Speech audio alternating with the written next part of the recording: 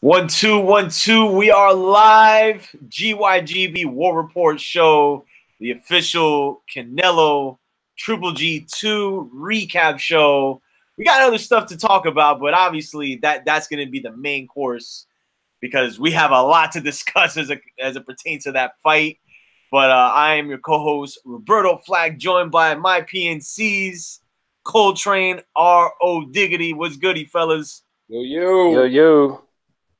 So ROD's a little ghost today. Technically, he's here with us. I'm what they call we Star Wars fans. I'm like a Force ghost right now. Yeah, word. So yo, we got a lot to discuss, man. There's obviously boxing coming this weekend, but Canelo Triple G2 has come and gone, and again, man, like 3 days, removed, we're still talking about it. Controversy again ensues. Whether people believe so or not, depending how you saw the fight, we're gonna go deep into what we all collectively thought as it relates to the outcome and just how the fight played overall. But we're gonna get into that, that's the main event. But look, man, I think we kind of have to talk about this. It just seems to always come up during a big fight. Right. And, a lot of us woke up Saturday morning to Floyd Money Mayweather. Oh, boy. Posting a video on Instagram about or being in Japan. Manny Pacquiao's right there. They're boasting that, trying to sell what is now becoming this story of them potentially having a rematch now. So we've talked about it. And look, I mean, I don't want to spend too much time on it because we kind of know where this is going. But Train, man, like, let me know what you think about this because you were talking about it earlier. Actually, you had kind of hit the nail on this like months ago, but he's been hanging in between. He's been in Asia between Hong Kong and Tokyo. I mean, and Tokyo, Japan. He's been like in between those two countries. And I'm like, Floyd, whenever he do something, it's normally there's something to follow it. I didn't know what he was doing, why he was doing it. But then when the news came down, what was it, Saturday morning? Yeah. So what was it? They're like 13 hours ahead of us. That mean it was right. Floyd knew exactly how that news was going to hit. Now, he could have announced it Thursday, Wednesday, but he announced it. It would have been Saturday evening at Japan time and morning time here in the States. So he knew that most people, like us, we got up.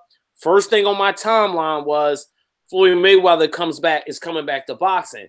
Now, first I didn't think nothing of it. Then I turned on the College Game Day on Saturday. It was the leading story on ESPN.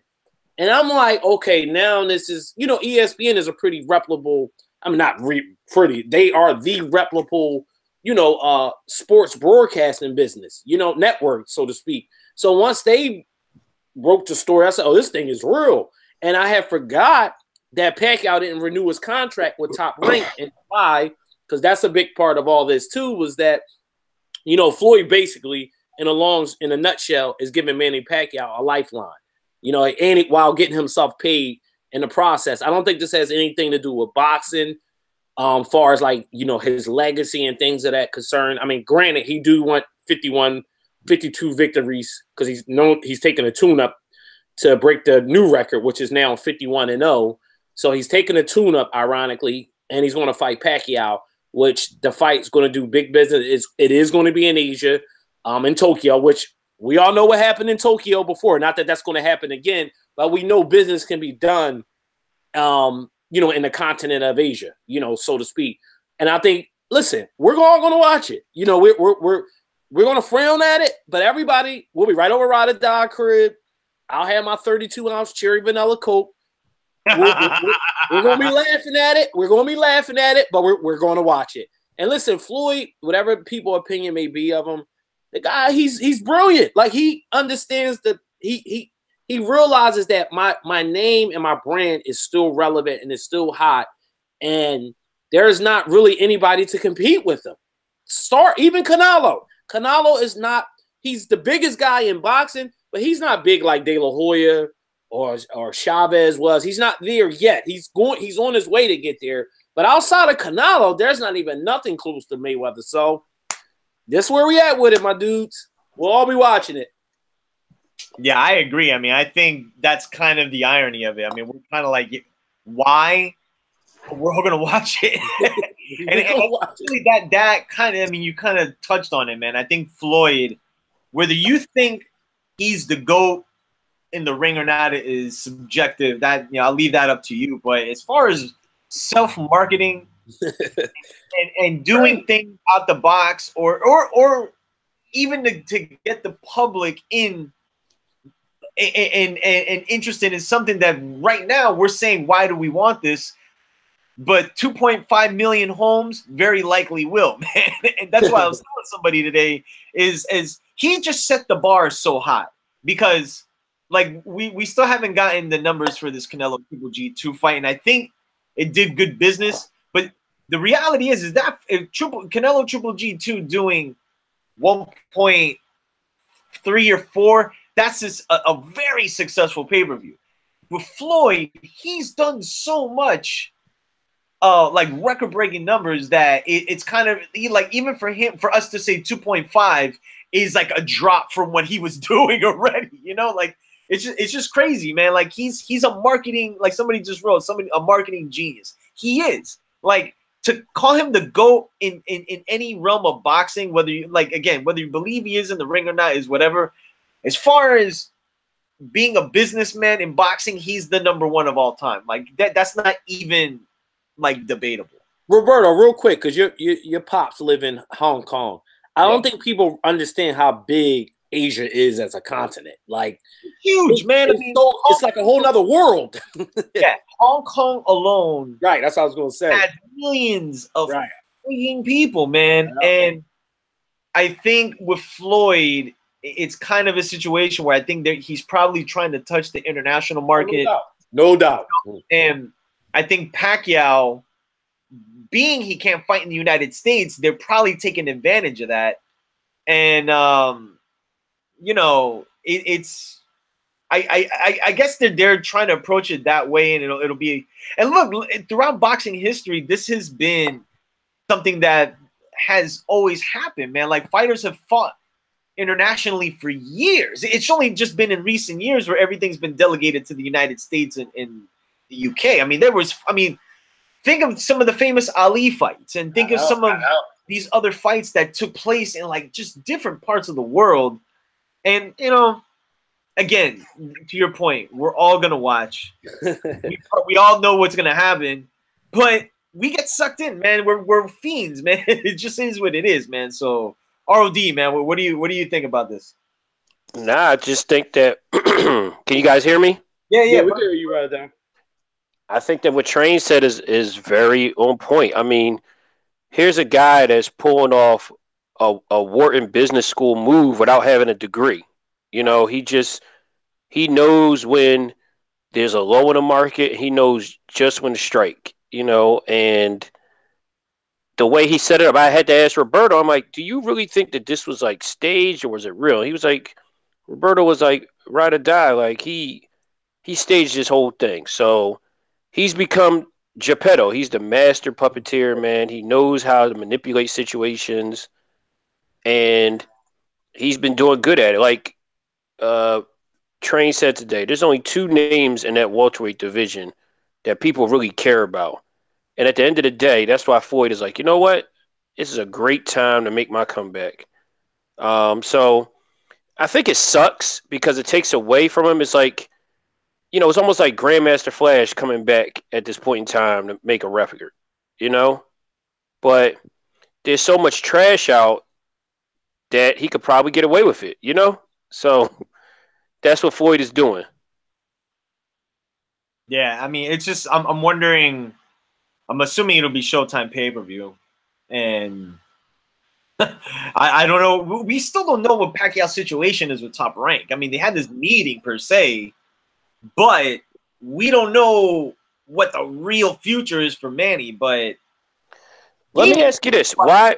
Explain to the Roberto. Go back real fast. Explain to the people why Manny Pacquiao can't fight in the United States. Well, it's just, I mean, it's, you know, he's had, you know, he has issues, you know, with the IRS apparently, and that's why he's been fighting outside of the United States. And, you know, Bob Arum alluded to it, and they're trying to figure something out. But Arum went over there, and that's what I'm saying. I don't. Nothing concrete was ever settled as it relates to Manny. But if he's saying he's a free agent, I don't know. I mean, I guess that is the case, and I think Manny would probably want to fight if the Mayweather fight's not next. They're talking about Amir Khan. I think that fight makes sense for both guys. It looks like it could be done because you know, Khan will fight in the UK. He'll fight in Asia. You know, he's an international fighter anyway, so that won't really be an issue. So there's this talk now that Floyd is going to come back in December, you know, in a tune-up fight. As it relates to who he's going to fight, it really might be some Apollo Creed Rocky joint. Not saying that's going to happen. I mean, like he picks from a hat and says, okay, like this guy, you know, he gives like some no hoper a chance. But if that's what's going to happen, man, because I don't know if I mean, Floyd was saying, I remember, you know, we're what, like a few months removed from saying he was going to fight professionally in MMA. You know, that never happened. So, but we'll see, man. I guess we'll know like in the next month or so. And if you follow social media, you're going to find out, you know, what his plans are. Well, one of the things that Train said, which is interesting, is that he said that he was trying to re-break his record again. And that's a slippery slope because the gentleman, and I'm drawing a blank, whose record he's trying to break, who just broke his record, could actually fight a few more. Yeah, flyweight. Good. What are you saying? I forgot his name. Yeah, no, but I know he. Yeah. He could basically continue to fight, and it's like a zero-sum situation where Floyd is going to have to keep fighting, and this guy has youth on his side, and Floyd is going to have to keep like manipulating the perfect situation and setting the stage to keep fighting people to keep his record intact. And I think at some point in time, he's going to have to quit and just say, you know what, records are meant to be broken. You know, at the end of the day, you know, there was a long period of time where Floyd didn't do anything, where he retired the first time, where he could have probably had a few more fights and kind of padded his record then. And then maybe the Pacquiao and the Berto and the McGregor fight could have been 52-53. But now we're talking about this guy is like in competition with Floyd. He broke Floyd's record. Floyd's fighting a tune-up and then fighting Pacquiao. If it were me, I understand the money situation, but he should just – I mean, after this, he should just give it up. I'm being honest with you. I think we're all kind of on the same boat, man. I mean, I think what we're seeing in boxing right now is kind of that transition phase of these new fighters. And you know, at one point we were calling for a Mayweather-Pacquiao fight, and that's like already like 3 years behind us. Was it 3 years? About like 2-3 years? Man, it's almost 4 years behind us. Because it happened in 2015, right? 16. Yeah, so yeah, because remember they announced it, so it's 3 years right now. It's about to be 4. Wow. The thing about this, just spoil milk at this point. You know what I mean? And the thing about this situation though is it's kind of weird because it really, to be honest, this really don't have no ties to anything that's going on in boxing. Oh, like, right. It doesn't. It really does. Like it is Keith Thurman. Like it really has nothing. This is more so about Floyd just milking a cow till he can get the most out of it.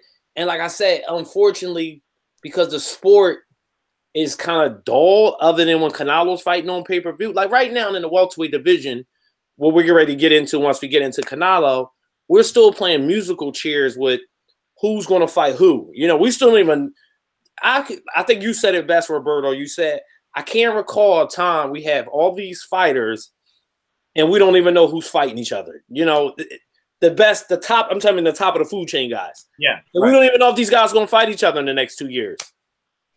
Right. Then that's kind of the unfortunate side of things. And I mean, and like, I agree. I mean, I think that's Mayweather Pacquiao has like absolutely nothing to do with the landscape of the division. It's kind of like that one-off, like, you know, attraction.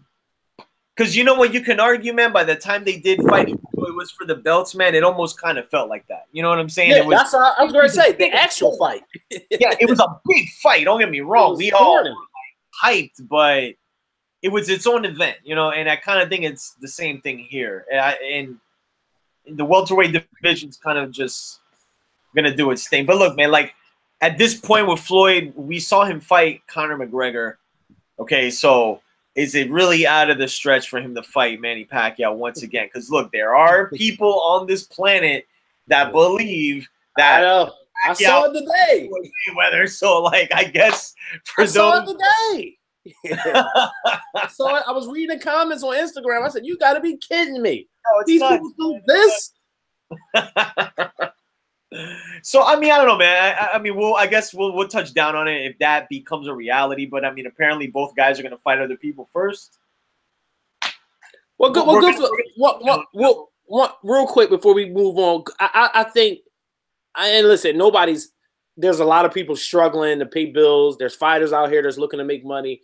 But I think good for Pacquiao because I thought he kind of got done dirty on the way out the door. So I think, you know, at least he gets to walk away. If he can't make it out of this situation, then I don't know what to tell him, you know. I mean, that's what I'm saying. I agree with you. I mean, I think Floyd's throwing him a bone, man. And no doubt. Floyd, look, he's bored, man. Like, we all kind of talk about it too, man. Like, I think he's a competitor still. He misses the limelight, man. And if he's still good enough to fight somebody of Pacquiao's current form, because look, guys, I mean, he ain't gonna fight like Spencer Crawford. Oh, hell no. So I think it's like after Pacquiao it does become a deal where it's like, all right, well, is this really like the end? Because then it's really everything. Just look at everybody that's retired at this point. You know. Well, don't throw Roy Jones in there because he's still. Well, no, he officially. I think he's done. Again? Like I think he actually is done. That's it. He's done. I hope so, man. Think about this. Everybody talks about how washed Manny is, and Roberto's favorite fighter, Danny Garcia. Oh gosh. Oh my God. Didn't even want to fight Pacquiao 2 years ago when they were trying to make this fight. You know, remember that? Broner turned it down too. So it just goes to show you, man, that there's some people out here. While like you said, there's a fool born, you know, every minute. Boo Boo the fool is born every minute. Like, wow, there's some people, man, like you, myself, Roberto, we'll say, you know what? We're kind of done with the Floyd Pacquiao show. There are people, man, they'll sit here and be like, listen, he's still dangerous. That's what Roberto was saying. People were on social media saying that. You must say it wasn't on Instagram earlier. People were saying it like I saw a bunch of comments out there like, if Pacquiao was able to land a left hand flush, I was like, oh gosh. Yeah, I mean, listen, Floyd is going to sleep. Like Floyd is going to grapple him and sleepwalk him to death. Yes, he is. In Tokyo, he's not going to take any chances. But you know, you and I both know that there's some people. Garcia and Broner are not Floyd. They get hit a lot. Right. Pacquiao will clock both of them right now at 39 years old. That's my point. No, I agree with that. I agree with that, definitely. So while we look at this is why we're having this fight. Like, we look at the welterweight division and saying, okay, there's not enough noise coming around. Some of these people that we're talking about, this younger generation, wouldn't even step foot in the ring with Pacquiao. Spence and Crawford would, because they're dogs. Maybe Thurman would. Yeah. I think Thurman would. Yeah, Thurman would, but not like Garcia and Broner. They like, man, screw this. Somebody wrote a comment in the chat saying a better fight would have been Floyd against Tank. I would pay to watch that. Other transgressions out. Yeah, no, I would. Or Broner, like if he somehow could fight Broner, like I would pay for that. Well, let me tell you something. Floyd school both of them. Well, let me tell you something. That fight can happen. that fight can happen, Train, because when you look at Tank weighed as much as you and I, like, over the past weekend. You know, Tank definitely walking around at a $180 right now. I saw him. I'm like, what? I was like, he gets. How does he get down that low? He looks extremely heavy. He looked like one of my strong. He like a. I ain't gonna lie to you, man. He like one of those women that play cards, man. Like real strong looking, man. That play cards in like a pool hall. And the stuff that I write is even tougher than. Yeah,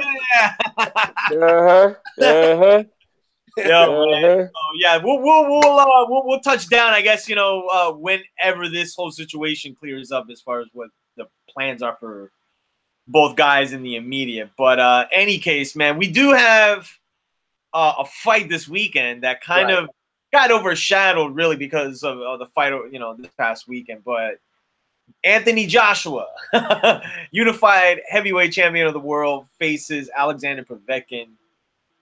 And I can't recall where. I think it's at the Manchester Arena. I could be wrong. But I think that's it.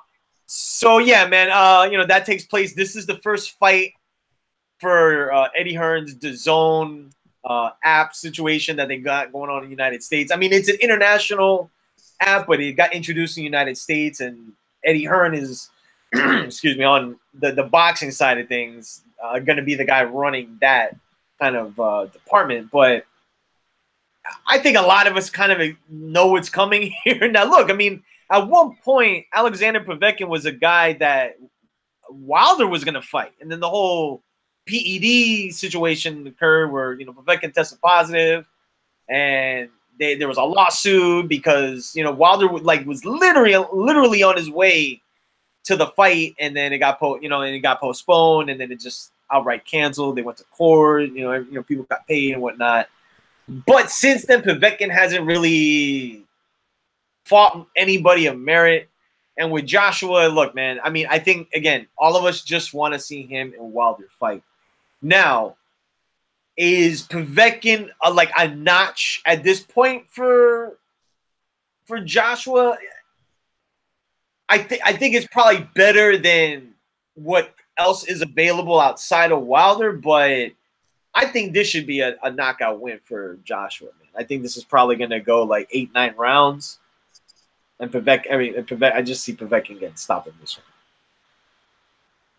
You guys want to add to it, or? Yeah, I mean, there was a point in time, man, where Povetkin was the boogeyman, the division. Like, nobody really wanted to face him. Had a good pedigree, could pretty much hit hard, could get you out of there. And, he showed he still had power. Can he beat Anthony? Anthony Joshua I make no qualms about it. He has a very vulnerable chin. The chances of Anthony Joshua getting knocked out this weekend are about as big as, let's just say, Triple G winning the fight in Vegas against Canelo.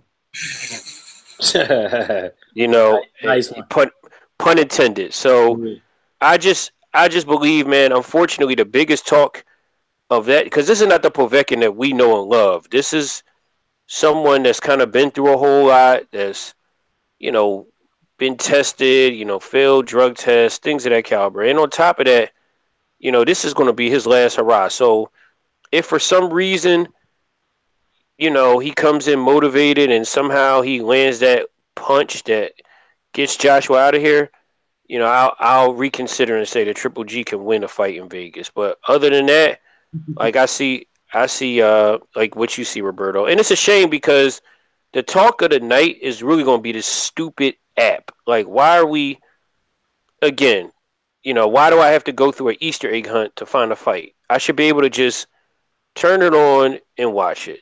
But I digress. Train, you want to add to it? My mom told me if I don't have nothing nice to say. No, I'm just kidding. I'm more right. I really don't have anything else to add up with this. I mean, listen, when this is a fight he should win. If he is who they're saying that he is and who he should be, he should win this fight. And I'm gonna just leave it like that. I'm gonna just leave it at that. Word. So that's this Saturday. Well, in the States, it'll be around like 5:30 on the Zone. If you guys have that app, I don't, but I'll find a way to watch it on the replay if anything. But on to the main event, man. I mean, look, we're 3 almost 4 days removed. We're still talking about this fight. We debated with many people, and funny enough, man, I want to say, all of us collectively, I thought we were all going to be split on the outcome as far as how it played out, but we're all kind of like unison as to the outcome, you know, which is kind of crazy because we usually butt heads. Post or pre? What are you talking about? Post or pre? Post. Okay, yeah, because pre, I think we were all different. No, right, exactly, we were, but I think all of us kind of have the same attitude as it relates to what we think or how we feel this fight ended and who we thought really won this fight. But yeah, man, Canelo Triple G2 has come and gone, and the hype really for that week, man. I mean, I gotta say it really built up, and I have a feeling the business might be really good for this rematch. And look, just like in the first fight, we have controversy once again. Now, it was, look, and I'll pass it to you guys as far as, you know, how you saw the fight breaking down. And I'll do just like kind of just a quick summary, man. I mean, it was just one of these fights and something rare that you see when you see rematches, where a lot of times you see fights that, you know, have a sequel kind of play out in a weird way, not a weird way, but like in a way similar to the first. Some nuances you'll see from the first fight. I gotta say with this fight, it was one of the instances where it was dramatically different than the first as it related to who did what from fight number 1 to fight number 2. In my opinion, I think this was a better fight than the first one. I think this was a more action-packed fight. I mean, you guys were even talking about being on like the edge of your seats until the 12th round, myself included, with everybody we had in the house. It was really very rare we get these type of fights, man, that are just the hype lives up to you know, or the fight lives up to the hype, man. But Canelo Alvarez wins a majority decision, man, and it's already gotten people talking because there is quite a lot of people that believe Triple G won this fight, man. So I'll throw it to you, ROD, man. Tell me how you saw this fight play out and who you thought ultimately won. So pre-fight, I thought that, and training, I discussed it, that unless Triple G hurts Canelo badly, he knocks him down or knocks him out, he's going to lose this fight. And I always thought for some reason that Canelo was the person that could make the better adjustments, only because he boxed a lot the first fight, and I haven't seen that facet from Triple G, because he's always come forward, he's always done things. You know, he's had a piston-like jab, but I've never seen him make an adjustment other than be Triple G, which is fine. From round 1, Train and I were saying, all right, let me go back to this real fast. How dope is it that this fight kind of was under the radar, but still like kind of lived up to everything and still sold out? Like, think about it. Like, you and I, all of us were talking about how this fight got little promotion. It was like kind of like dead in the water. You know, what's going on with it? All this stuff going on. I mean, I was even concerned if Canelo was going to show up on fight night, because it was like you never heard anything about it. And lo and behold, it turns out to be one of the better fights we've seen in a long time on pay-per-view. Isn't that kind of ironic? No, I agree with you. It was like literally like poetic justice. I'm like, you got to be kidding me. So that was number 1. But number 2 is that from round 1, when Train after we got Train's cherry Coke with like a bazillion ice cubes in it, right? And I was, and let me tell you, I was concerned because this thing was so huge. Paused. When he put it in the car carrier, Roberto, I was concerned it wouldn't even fit. I'm like, yo, what is this guy doing, man?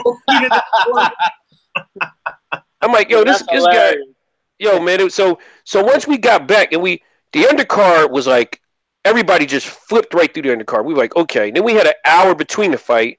So between the fight and the fact that we were waiting for all this other stuff to happen, we're turning on old like Kevin Johnson, Phoenix Suns games and Terrell Brandon just to kind of kill time because we didn't want to hear Jim Lampley. So anyway, how long was that mission though? Jeez. It was bad, man. The Train and I, we got ADHD, so we like, come on, man, like let's get this thing going. So finally, let's get to the fight. So finally, the way we saw it was this: from round one, the minute we saw Canelo put the car in reverse, Train and I was like, what the heck is this? And we didn't know what happened. I didn't know if he got hit with something, but it was just like he was moving in reverse. And that first round, we were like, okay, we gave to Canelo. But then we noticed a pattern. The second round was more the same thing. And I'm like, and I was sitting there asking Train, sort of like the thing that Donald Trump asked Don King when he was fighting Buster Douglas, when Tyson was fighting Buster Douglas in Japan. Like, is this supposed to be happening? Like when Buster Douglas was hitting Tyson, Don Trump asked Don King, is this supposed to be happening right now?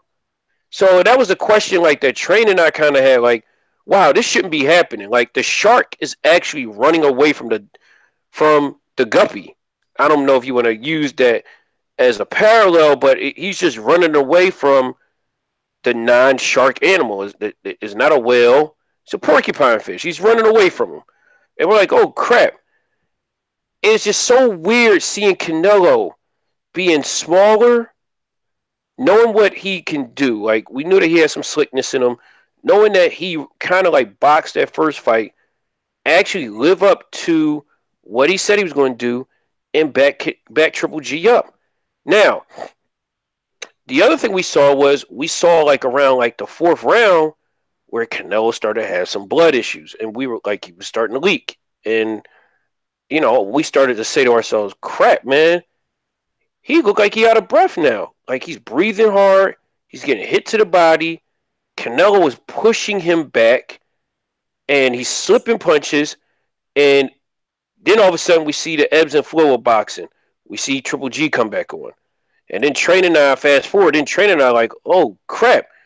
It looks like Canelo is doing exactly what we thought he was going to do. He looks like he's running out of gas. It looks like he might get stopped.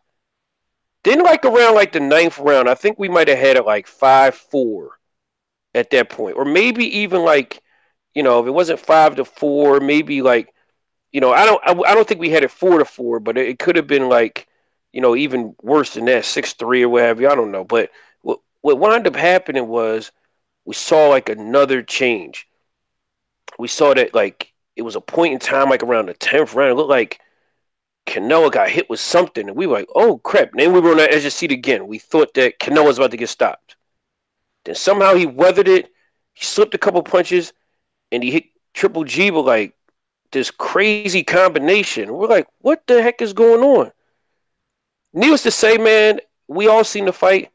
This fight, when you talk about ebbs and flows, this fight literally should be the picture of this fight or the link to this fight should be next to this in Wikipedia or in any like dictionary online because this fight really depicts what ebbs and flow really is. You know, it was up and down.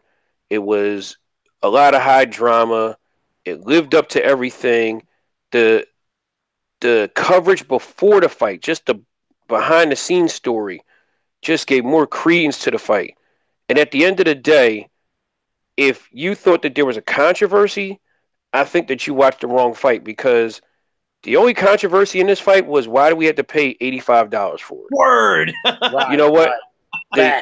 You know what? The biggest thing in this whole thing, if you want to look at it, we don't have to like. I want to get away from us judging fights based off, and I'm gonna let Train I'm gonna save Howard Letterman for Train because Train got a big issue for that. So I'm not gonna take from him. But the biggest problem in all this is we need to stop being like the casual fans, a lot of us, and stop judging fights by way a person face look. Because if you were to do that, I think a lot of the times, most of these people that bleed easy would lose a lot of their fights. Now, granted, boxing is a sport where you hit and don't get hit. And Triple G face was mangled, and Canelo face wasn't. Canelo was walking through a lot of fire. Triple G wasn't. But I think these judges judged upon, and they were judges that Abel Sanchez thought they were very competent.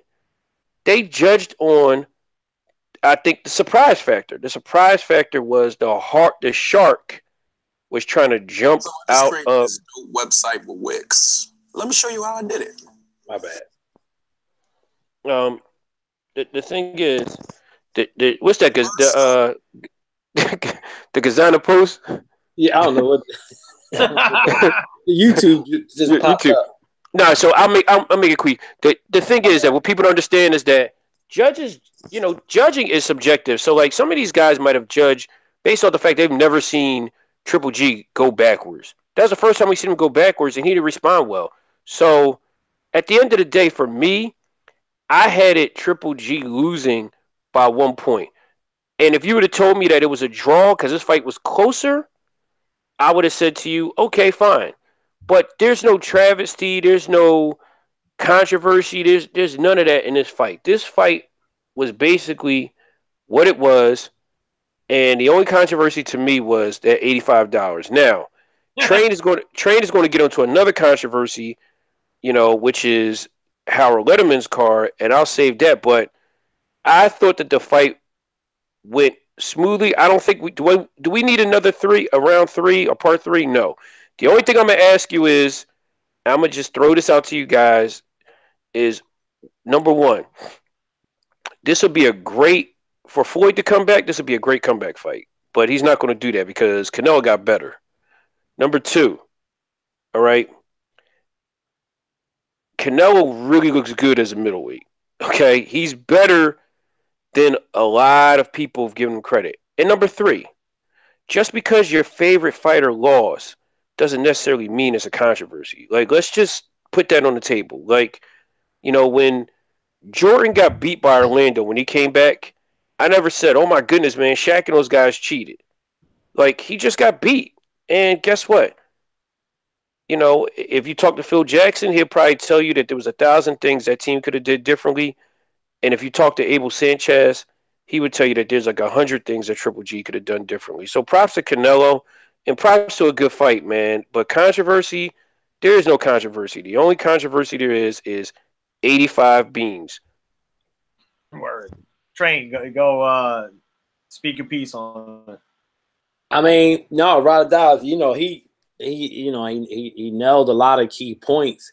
And to his point about Harold Letterman, and I learned this a long time ago watching boxing. I never forget when De La Hoya fought Trinidad, and I just thought it was an open and closed case that De La Hoya won. I was like, he won. I didn't even think there would be any controversy or anything. And I just remember the next day, obviously this was pre-social media, and I was listening to people. And now De La Hoya took the last rounds off. We get all that, but he outboxed him. Like, I mean, clearly outboxed Trinidad. And I was just like, okay. So people were saying, well, Trinidad came forward. And I'm like, well, when does coming forward get you points in a boxing match? So then we go to Radadaz's point about Harold Letterman. And I'm saying, I only brought up the De La Hoya fight because this has been going on with Harold Letterman. So Harold Letterman's job is basically, he's what you call the quote unquote layman's judge. He's there to explain to the layman, not to us, because we know what we're watching, but even some boxing fans get caught up into the layman language. He's trying to educate you on how to judge a fight. And what is his 2 favorite words? Effective aggression. That term, I'll give it to him. He's coined that phrase, effective aggression. That term, I never even heard of that term until I heard him use it. And it's a term that now has taken a life of its own, because when people watch fights, I talked to 3 different people today. Two of them are quote unquote supposed to be boxing fans. The other guy is kind of just a big fight fan. And all three of them was like, yo, what did you think of the fight? And I always like to hear what people are going to tell me first before I give my opinion. And they was like, man, they robbed Triple G. And I'm like, robbed? So I said, what made you think they robbed him? Oh, well, Triple G was getting the best of him. You know, he came on from the whatever round on. And, you know, Rada can tell you a lot of those rounds. We judged when we watch the fights together, like most people probably do. We judge each fight like judges would do. It's 4 of us. We break it down. What did you think happened in the round? And then we all collectively score the round. When I tell you there were some rounds in the middle of that fight that were so difficult to give it to either guy. You know, but that's neither here or there. The point being is that what Canelo did was something that, you know, Rada and I talked offline about, like, listen, there is a possibility here that Canelo can outbox him. Andre Ward alluded to this because he's been in that situation before where, I mean, so many other fighters, but Andre Ward was just in it as of recent where he fought a guy who was the quote-unquote aggressor, and he took over that fight in the second half of that fight. Now, a lot of people want to say that Kovalov won the fight, whatever, but Andre Ward, you know, did more of the clean boxing in the second half of the fight. Now, when he got to the next fight, he had the book on Kovalov, so he knew what to do. Now, what made Canelo's situation unique and different was he walked Triple G down. That's the thing. Well, Ward kind of walked Kovalov because I give Rada his pride. He called it. He said he's gonna knock Kovalov out in this fight. And I was like, nah, Ward don't really go for the knockout. But then in the second fight, he was the aggressor. He walked Kovalov down. But it was done a little bit more scientifical. And to be fair, Canelo is not on a level of an Andre Ward, so that's kind of unfair to compare him. But the style was the same, where my mindset is I'm going to bully the bully. I'm going to walk him down. And Canelo walked him down. He had subtle movement. And I thought of another fight while I'm watching this. I thought of Cotto and Margarito because Rada, Dox, and Big Mike all picked Cotto, and rightfully so because Cotto technically was supposed to do – now, there's a whole lot that happened that we found out later about that fight. So that might be a little unfair, but my point being that the style of the two fights was somewhat similar, where you have a pressure fighter fighting against a guy who's a boxer puncher. Because I think you can, you know, equate that to Canelo as well. He's like a boxer puncher. But he was able to command respect. And Rada, what did I tell you? I said, one thing about counter punching is that it's not about how hard you hit. It's about commanding respect. And all that, remember we talked about it, and I was saying, like, he got to go for broke like Chavez, but I was like, the only thing is that's easier said than done. There's nothing like getting poked. Whoever been poked in the eye? Listen, I tell somebody this all the time. I'd rather get punched in my face than poked in the eye because it's such an irritating feeling. That's what being counterpunched is like. It's like getting poked, constantly being poked in the eye. And I think that like it systematically disrupted Triple G. Now, he had moments in the fight where, like Rada said, like the tide was changing. I thought Canelo got a little tired late in the fight, and that's okay because the fight at the pace that he fought at, it's almost impossible not to get tired. He had to absorb punishment and get punches off at the same time. One of the things I'll never forget reading his interview with Cotto, going back to the Cotto and Margarito fight, he said the difficult thing about when you fight a guy like Margarito is committing to the body means staying longer in one spot. So Canelo, when he decided to commit to the body, he gave himself up. So you got to give him his props there, is where he sold out a little bit to get his shots off. So I'm sitting here watching this like, oh, he going for broke. And listen, every punch from round one on, he sat on all them punches. I'm talking about Canelo. He sat on them Jones. Now, it didn't work because both of these guys got granite chins. Like, that's just giving them both props there. But I was just, and I'm about to pass it to you, Roberto, I was just in awe of how Canelo was able to, A, stand in front of a guy that punches hard as he does, B, not get tired, because the 10th round, he was ready to go. But again, because of the counter-punching ability that was instituted early on, it commanded a certain respect. Triple G knew, like, okay, I can't go all out here because remember, he was tired too late in that fight from not being able to, because normally guys are hurt and worn down by then. Canelo never got worn down. Far as the controversy decision goes, listen, it was a very close fight. Sleep had it a draw. Me, Docs, and Radada had it 115, 113. And we go back and watch it again. I don't know. Maybe it'll be a draw, but it's a close fight, not a robbery. I think that's a term that's so overused. We put up a post about, like obviously the obvious one is Chavez and Trinidad. Chavez and Sweet Pea. And somebody wrote Felix Thurman de la Hoya. That's a robbery. This was a great fight between two guys that held their own, and nobody broke the other guy. Me personally and Radada, we went for the quote unquote who had the better boxing outing.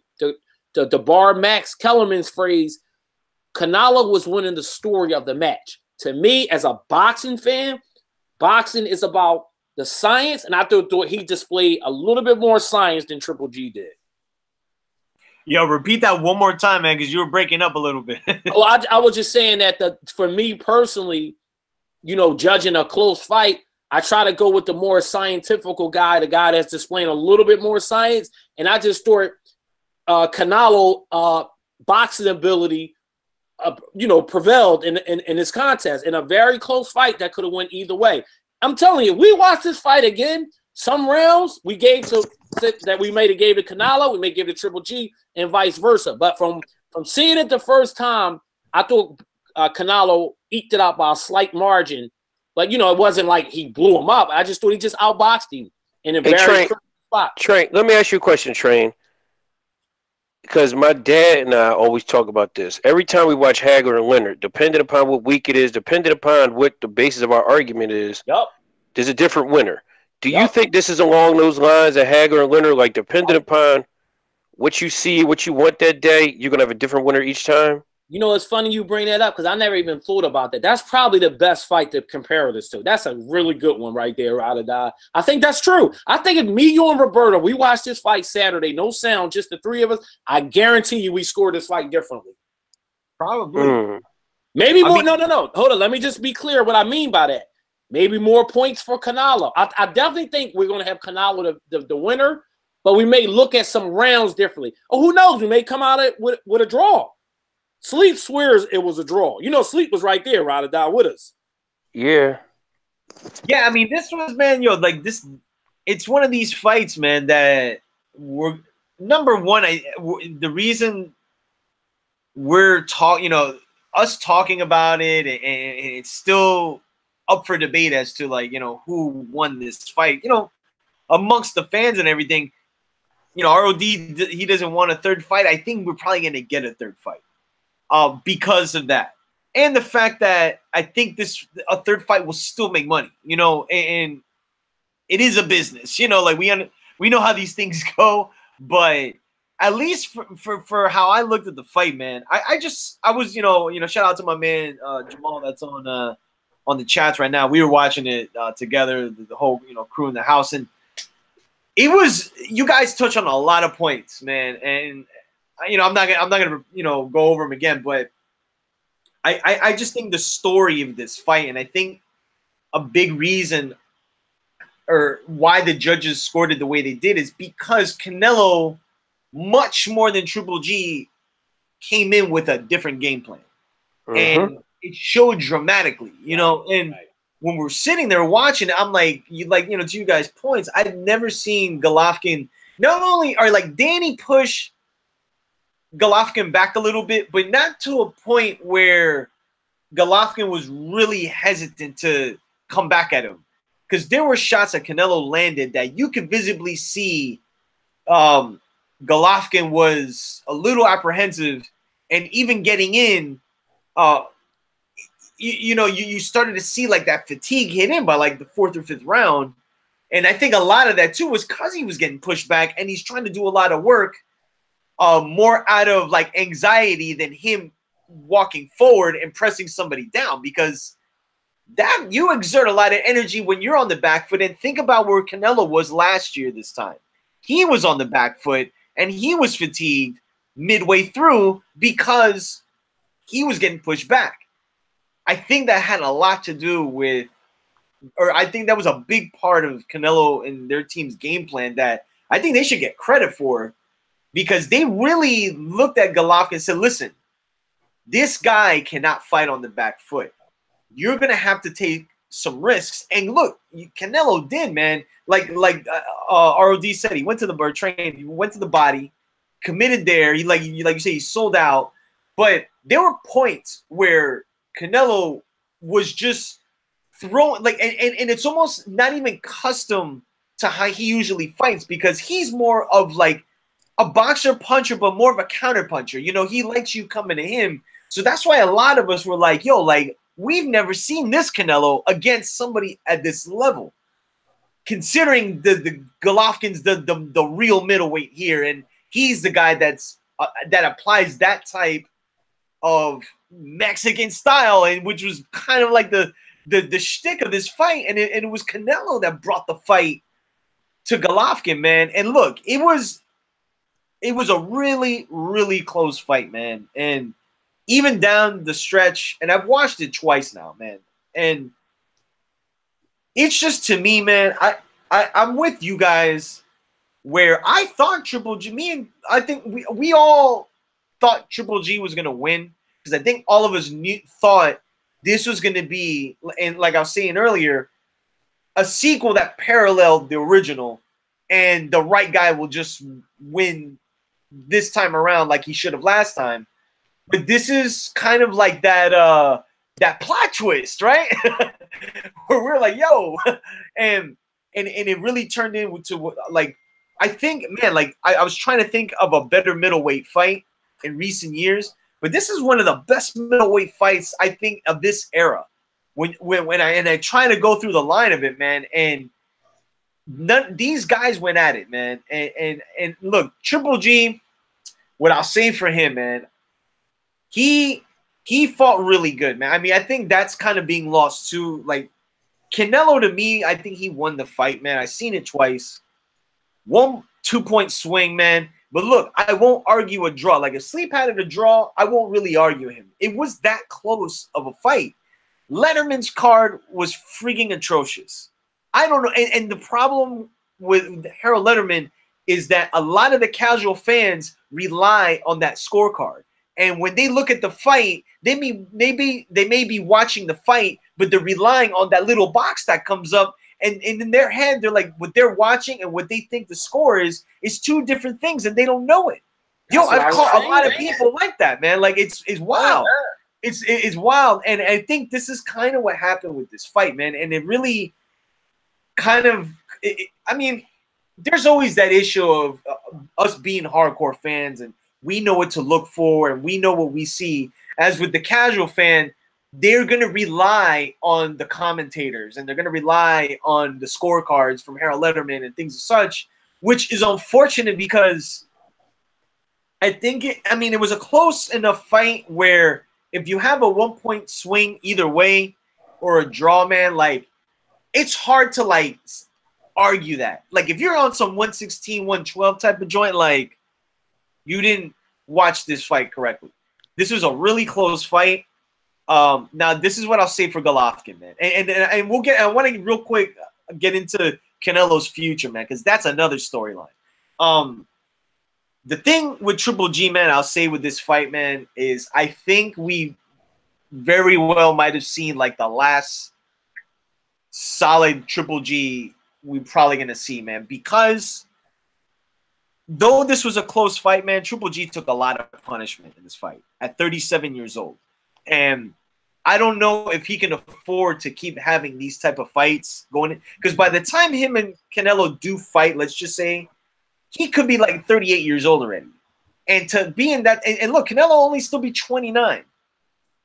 And very likely either plateaued or still like on that you know, peaking or like, you know, being in that realm, where I think it's pretty safe to say Golovkin is gonna digress from this fight, man. It just is what it is.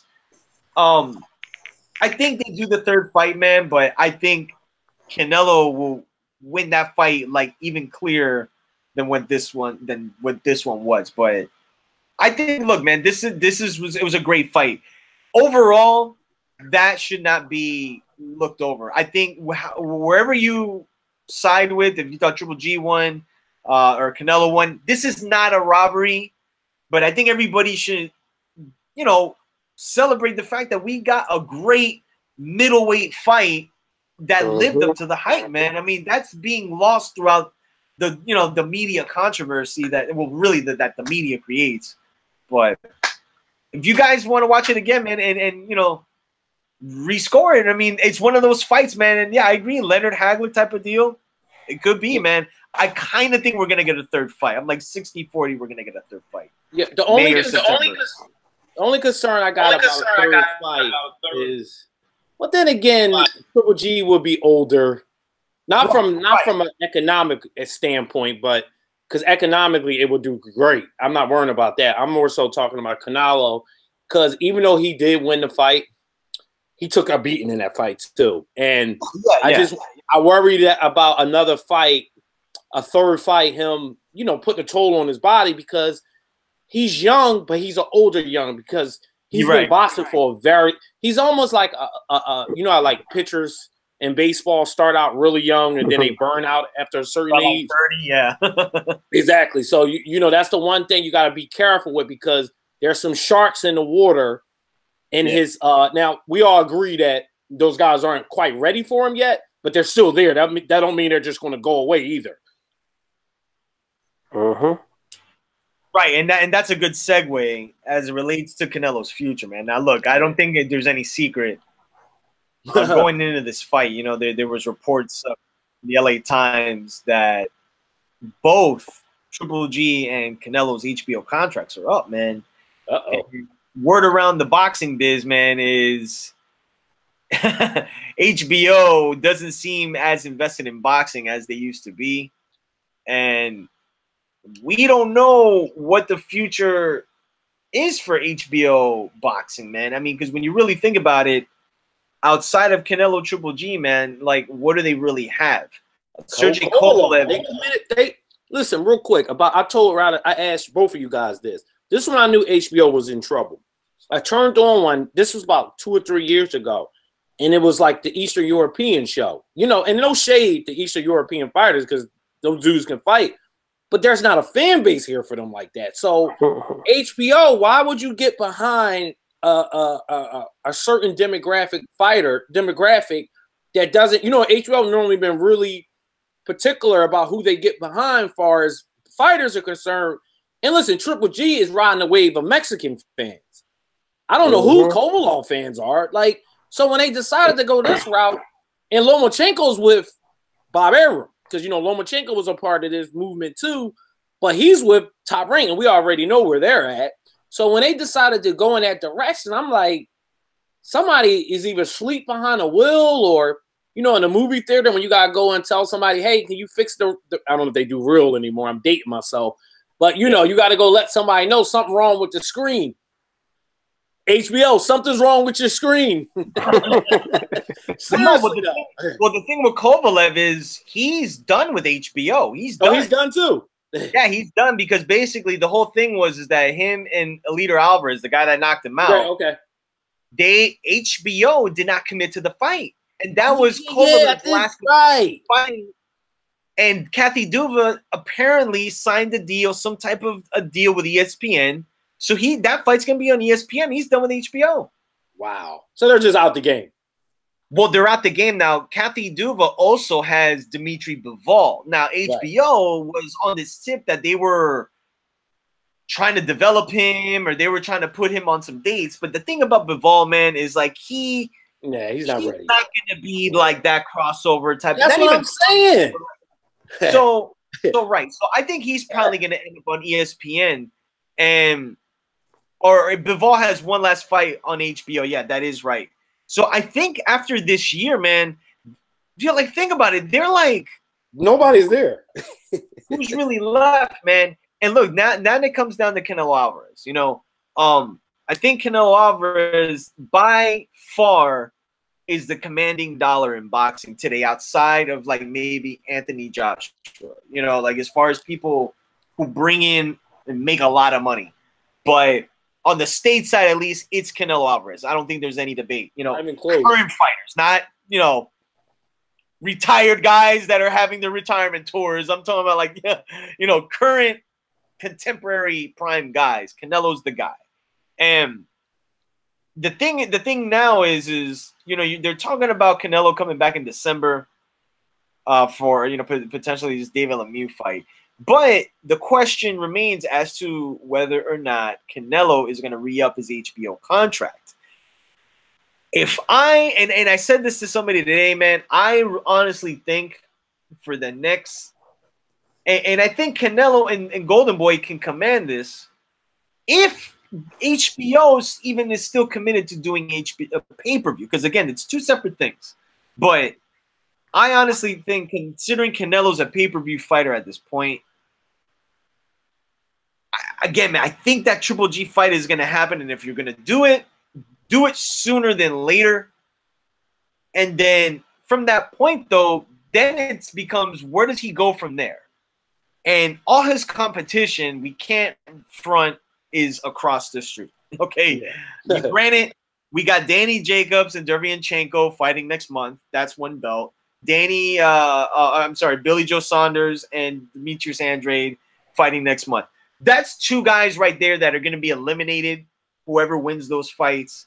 So Saunders, to me, seems the least likely that Canelo would fight, just on a style tip. That's not a fight that'll make Canelo look good, whether he wins or loses or whatever. It's just not a pretty fight. Danny Jacobs, I can see being made. But then again, I don't even know if he's going to win that fight against Derevyanchenko. So he's in a tough one. Yeah, he is, man, and people are sleeping on that fight. But I think when you look at Canelo's, like, his clock, right, for the next, because I want to say, man, like, Canelo's 29. I want to say he's got like 5 solid years left, man. Like, before because I think at 35 he might retire. But that's a long, like, 5 years is a lot of time to fill, man. And I think the talk now with HBO not committing to boxing, and it's not just like people just saying it. I mean, the insiders, everybody within the business, they kind of see the writing on the wall.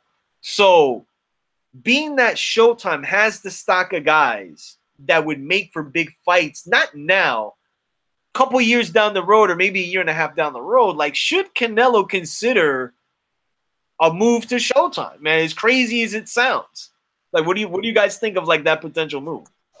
Well, he fought on Showtime before, right? Like, when he fought Floyd. Right. And so it's not, go ahead. Go ahead.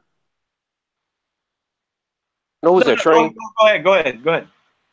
No, he fought on Showtime before, so it's not out of the ordinary. So I mean, you know, and I think that like with Floyd, like we saw what Floyd did, you know, that we're gonna call it the proverbial Wharton business degree that neither guy has. I think that while your name is high, this is when you try to come out with another album. You know, you're only as good as your last album. Right. And I think Canelo's album is pretty good. You know, it's not an Illmatic, but you know, it's not a Kingdom Come either. It's let's see, what would you say it is, Train? Is it American Gangster? Yeah, I would go more of American Gangster. Yeah, it's American Gangster. It's not It Was Written. Not Volume 1? Yeah, maybe so. But it's good enough where he can go into him and say, listen, this is what I want. You know, like, I feel like, you know, he's in that catbird seat now. He could do and call the shots. Mm-hmm. That's what I was going to say, Train. Yeah, I agree. He's the shot caller, no doubt about it. He's the shot caller, and maybe they can do like to Rada Daw's point. Floyd already kind of laid the blueprint on how to do it. The blueprint is out there. You get a 5-fight deal with Showtime. Showtime seems to be giving people blank checks these days. And let's face it. That's man. Yeah, I mean, why not? I mean, De La Hoya would be crazy not to. You know what I mean? And who's there? All the people that you need to fight. So it's these are layup drills. They're layup drills. So it will make sense for him to go there because you get the 5-fight deal like Floyd, maybe fight like, did Floyd fight on TV? Any of those fights? I can't remember. That's the thing. He never fought on the network. He never fought on the network. Fought on pay-per-view. Right. So there you have it. The blueprint, like I said, we talked about Floyd and Rod Dodd called it the Wharton Business Module. That's exactly the module already been laid out. And listen, Floyd, again, people don't have to like him, but he kind of he's the dictator now. He lays the blueprint on what's to come. And listen, De La Hoya, and I'm sure whoever, Richard Schaefer's not there, but I'm sure he got pretty savvy, smart business people in his ear like, listen, let's ride this wave wise going with Canelo. I agree with you, Roberto. I don't think he's going to fight Lemieux in December. That would be insane. He still has scar tissue in his eyes that's not even fully healed from this fight. So I don't think he – and even though David Lemieux, he'll beat him, that's still a little bit risky because he's a puncher. You know what I mean? So you got to be careful with that. So – and I wouldn't be mad at him if they took a straw for a fight. I'm just saying, you know, he still – was in a war with Triple G. It's not like he wasn't like with like Mayweather where he don't have no dust on him when he finished club after. Right, exactly. Like he had to go to the hospital to get stitches. Yeah, you know. So I think they're going to be very cautiously optimistic about how they handle this. He's not fighting at the end. That's a cool conversation. It sounds we're big and bad. We'll take on Lemieux in December. I don't think that's happening. See, that's what I'm saying. I think at that point, man, he just takes that in May. He takes that Triple G fight. Now, here's the thing, though. Floyd, you talking about Floyd? I was going to say that. You know who's IMA, right? Right, exactly. You know, hey, hold on, Roberto. Hey, Ride or Die. Remember when Freeway was going to bring his? Now, what we do is wrong was popping as a single. I mean, the #1 single. What? Who decides to bring an album out when that single's popping? Jay. Jay does. Spoils everything. The Blueprint? The Black. What album did he bring out? That was the Blueprint, because that was Just Blaze song. Yeah, that was like the second Blueprint, wasn't it? I might have been a blue. Well, all I know is that it was two. That Jay. Yeah, the second Blueprint. Yep. Nas. Well, it's kind of what he did to Nas. What Floyd is doing, right. He's bringing that album out on top of Nas's album in the middle. Me and Sleep talked about this earlier. Sleep was like, soon as I got the news to Sleep, the first thing he said was, well, you know what date the Pacquiao fight gonna be on, right? I was like, oh, Floyd better not. He better not. Yo, man, it's hilarious. You know it, Roberto. It really is. Coming. Man. It is, man. I mean, that's why I'm prepping people. I'm like, yo, get ready. It's coming, man. So I think we're all on board with this, man. I mean, I don't think it'll happen next year, but I mean, I think in the foreseeable future, after he does fight, let's just say Triple G a third time, and if the money's there, at that point, man, I mean, unless he fights like he gets the IBF strap or what have you. Again, but we got to remember, too, with Canelo, man, like, he's bigger than the belts. You know, like, people are going to fight him for the sake of, like, number one priority is the money, man. And, look, this is how I think he would benefit the fighters at Showtime. When you think of the Charlos or Hurd, or let's just say, for argument's sake, like Errol Spence in 2-3 years that are at middleweight, these guys will have the opportunity almost in a way like what Floyd did to these other fighters when he went to Showtime and gave them an opportunity to fight like on the big stage. Because look, truth of the matter is, if Canelo lands on Showtime again, he's their flagship fighter. There's no way around it.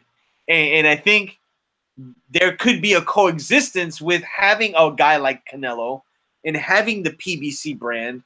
And look, man, through the history of boxing, we've learned, man, when there's business to be made and there's a free agent out there that is kind of like out there, like, I don't think Steven Espinoza is not going to like try to attempt, or if it hasn't already been discussed with him, with Oscar De La Hoya, who was seen sitting with him at the Jojo Diaz-Gary Russell Jr. fight. They were right next to each other. They have history together. He was Espinoza's Golden Boy is like one of their former attorneys, so they have history together. I just think in the near future, with HBO kind of bowing out, Canelo is the controlling dollar, man, and I think his best bet is to go to Showtime, man. And I'm almost positive he's going to get a lucrative deal, and it'll benefit everybody involved, man, because then you have a guy that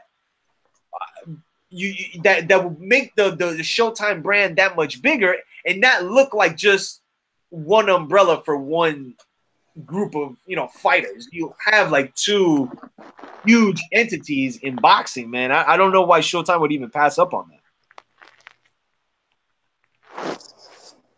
Yeah, I mean, I just think, like we said, I just think the blueprint has been laid out. Now, I did think about something while you was talking. There he can maybe do like a free agent type of thing where you sign in 1-year deals, but if that's an option. But if you're Showtime, I gotta believe that you're gonna want some more of a long-term commitment than just a one-fight deal. Hey Trey, you know what I thought about? Did you guys ever play the Legend of Zelda growing up? Yeah, one of the most flyest cartridge. Wait, but Rada, that was the flyest video game. Yeah, that gold cartridge. The gold cartridge. That gold cartridge. Because I'm gonna tell you what happened.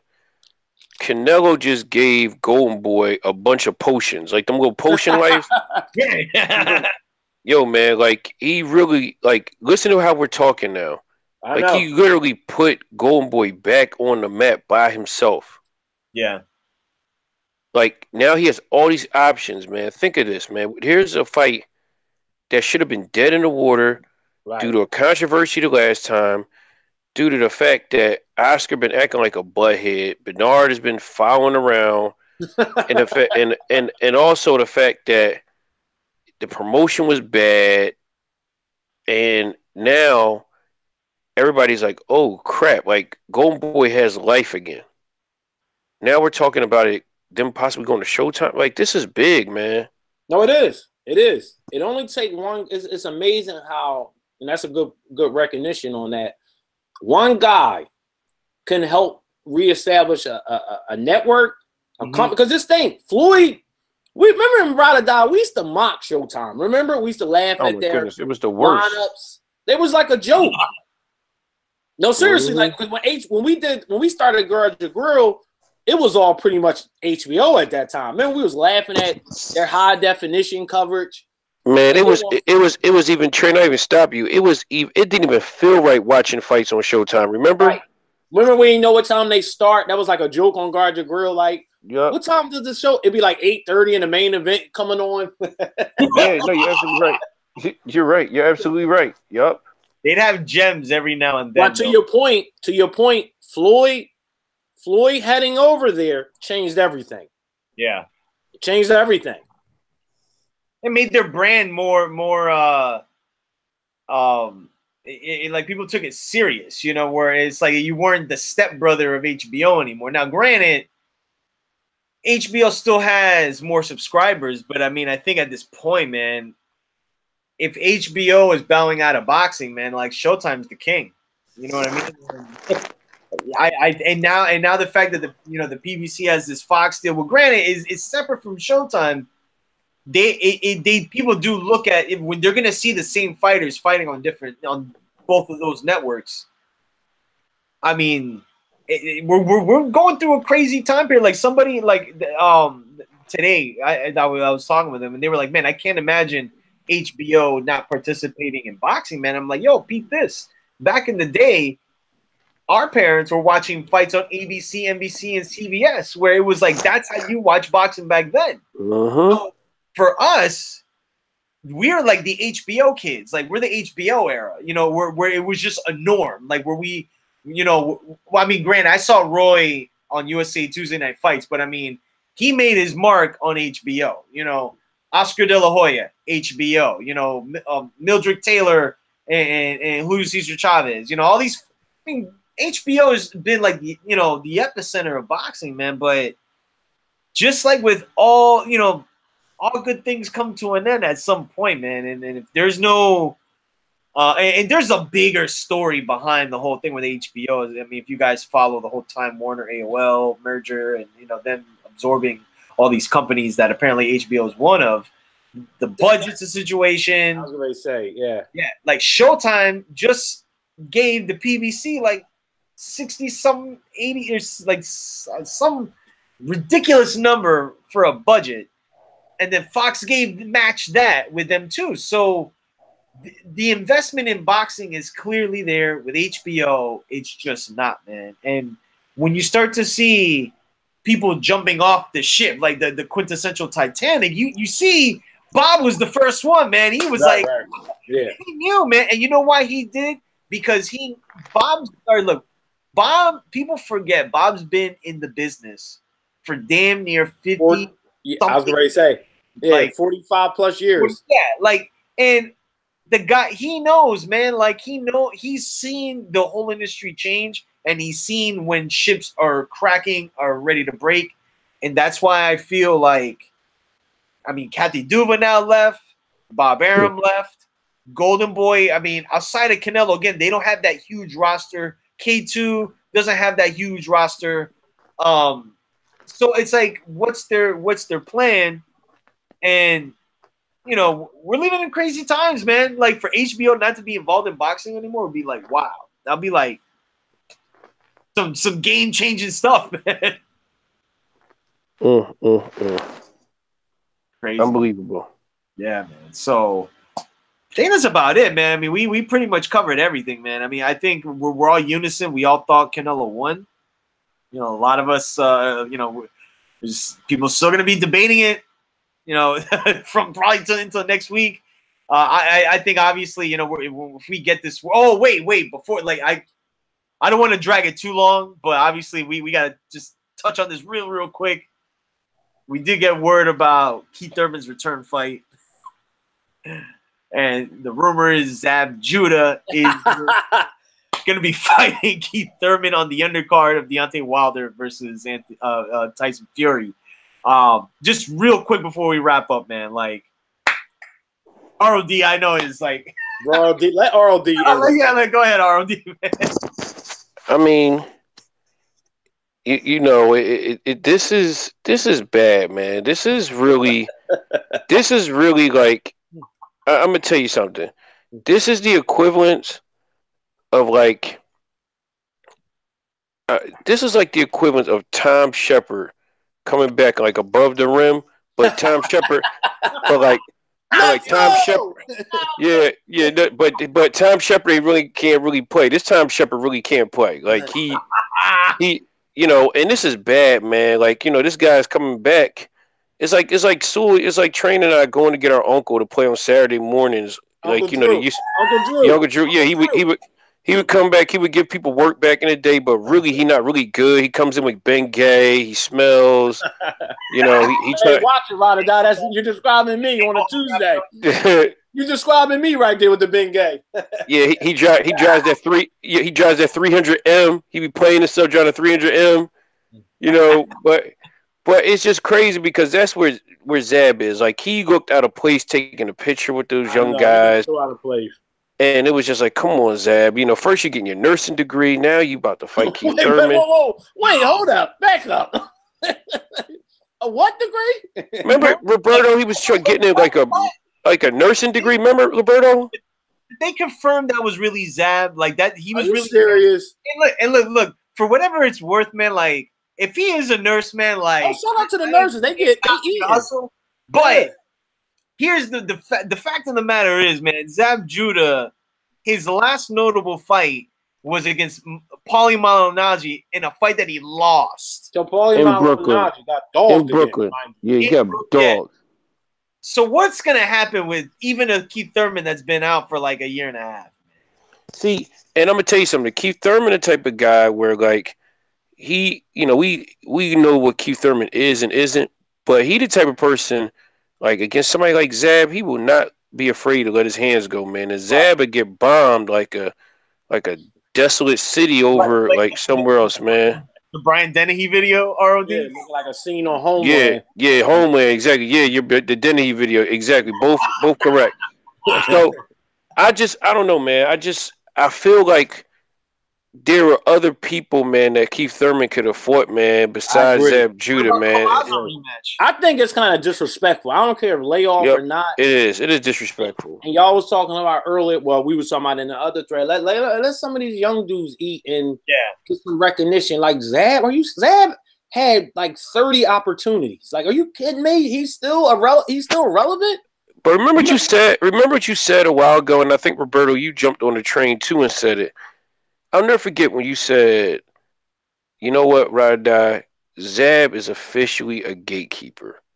And isn't this a shame, man, that this is really where that town here's a guy for Teron Millette, man. We watched him on the undercard of some Tyson fight, man, and we said, this cat is Pernell Whitaker.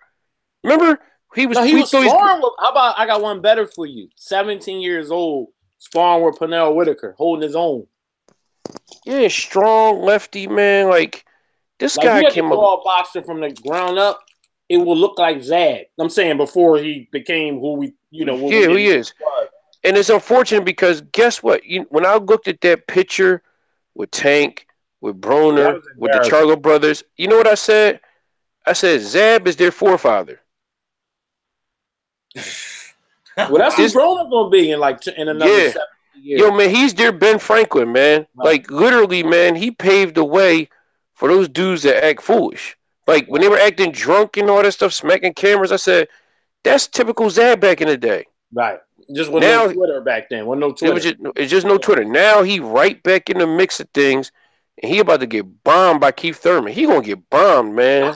Roberto, so is this really happening? Like, just there's no official word, man, but it's kind of like where there's smoke, there's fire, and then I agree. He put up this Instagram saying like 6-time world champ. I'm getting my, my sixth shot. Here we go, boom, boom, and like the only available guy right now is who? I'm real quick before we finish. I'm gonna go back down memory lane real quick. He fights Carlos Baldomir, a guy he should have beat blindfolded, mind you, blindfolded. I'm watching this fight. This is right before I met y'all, Ride or Die. So we're about a year or two out before before the brotherhood began. And I'm oversleep. I think me and Sleep are together. Either he at my crib or I'm at his crib. We together. And I'm like, I turn around, I say to Sleep, you know what? It wasn't that Zab was being bored. Remember they used to say he's bored, he's taking rounds off.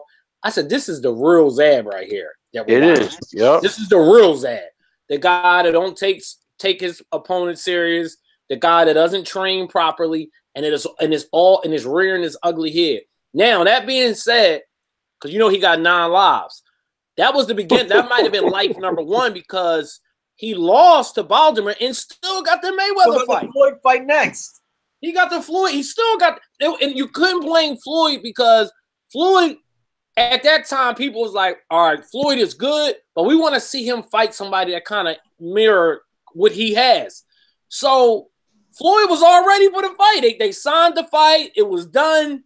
And then all Zab had to do was beat this little dude from Argentina, Roberto Baldomir. Yeah. Beat this little Argentinian fighter, Carlo Baldomir, who was just selling dust fairies about a month ago. And he beat the living daylight. He didn't just beat him, like he broke him down. And then Zab the Mayweather fight. Here we are 10 years later. He made Zab do that chicken dance, man, in that 5th round. And he wasn't even no puncher. Like, he wasn't no puncher, man. Floyd beat him with a hand tie behind his back. Man, Floyd beat him so bad, man. But it's a shame, man. And I feel sorry for Baldomir, man. I know Roberto and I had talked about the trouble. Yeah. I forgot about that. Yeah. Wow, man. Yeah, but I'm gonna tell you something, man. It just goes to show you, man, how like all of a sudden, man, like you don't finish your career. You it's like you gotta get on your hustle and flow, and you gotta be that old pimp that's trying to make an album, man. And that's what Zab is, man. He's just trying to come back to make an album, man, rather than like I'm telling you, man, Zab would have just been cool just being Zab and us just kind of showing him respect, man. And honestly, he can't beat none of these welterweights today. He can't. I mean, he can't, couldn't even beat him in his prom. Like, I mean, that's a good point. Yeah, and I feel bad, man, because when you look at those guys taking that picture, man, it was just a mess, man. It was a mess, man. Out of place. Like, he old enough to be their dad. Like, yeah, man. And on top of that, You know who's the casual? You know who the two casualties of war are in that picture? Who? The casualties of war are basically Spence and Robert Easter. Why?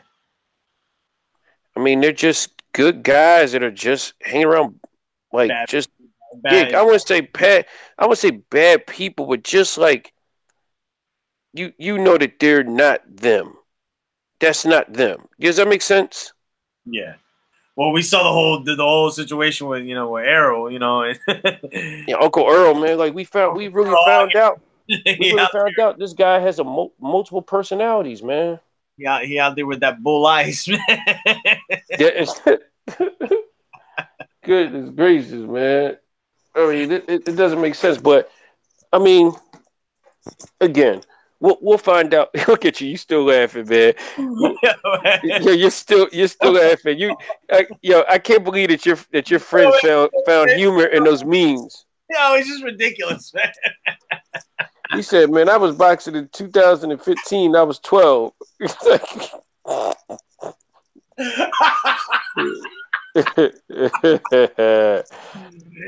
Oh man, that's craziness. That's craziness, man. So, but yeah, that's our show, man.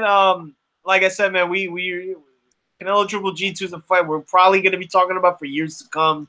If there's not a third fight, kind of 60-40, we're going to get it again.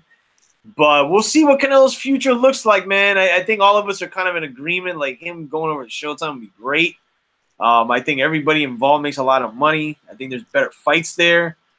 But we'll see, man. We kind of, as fans, man, and those of us that cover the sport, man, we kind of just have to sit and watch as things unfold, man. But until next week, man, follow us at Guard Grill Boxing on Instagram. Shout to Coltrane ROD. We'll be back next week, man, and follow us on Facebook. We appreciate all the follows. Facebook.com/GYG Boxing, and hit the notification, like, subscribe, man. We appreciate the chats are, they're on and popping, man. So we'll be back. We'll cover what we see this Saturday with Anthony Joshua and Povetkin, and if we do find out this whole thing with Wilder Fury, the announcement's supposed to be like next week, or it's coming up. And then if this Thurman Zab fight is on the undercard and we get confirmation of that, we'll bring it to you and let you know it's on. So until next week, man, we are out. Peace.